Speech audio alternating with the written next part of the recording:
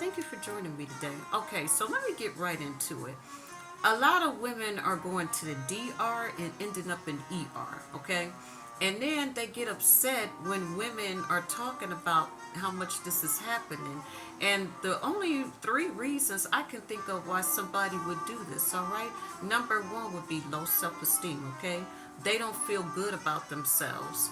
Number two, as they are. Number two is because they're being influenced by a man that they're with, all right? And then number three would be society. People act like these things don't exist, okay?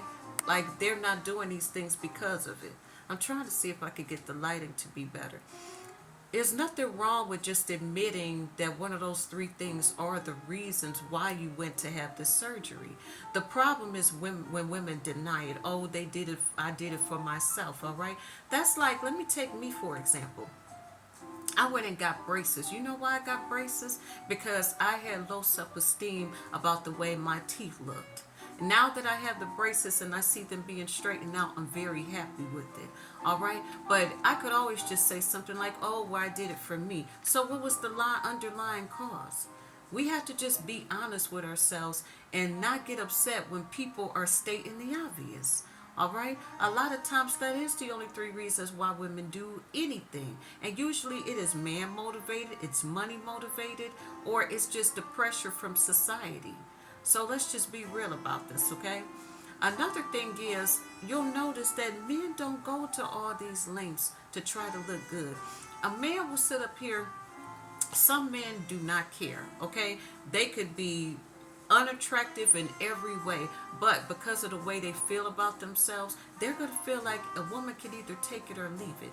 It's the women that go to these crazy levels of trying to be accepted, all right? So keep that in mind. Another thing is, if you notice, once women start doing this, once they start so-called getting this surgery, it's like it never stops. They're getting more and more surgery. And that's why I said the real underlying issues about a lot of these things is low self-esteem. All right? Somebody will look perfectly fine, but they'll go and get more surgery. Instead of spending all that money in the doctor's office, a lot of them need to just go get effective counseling.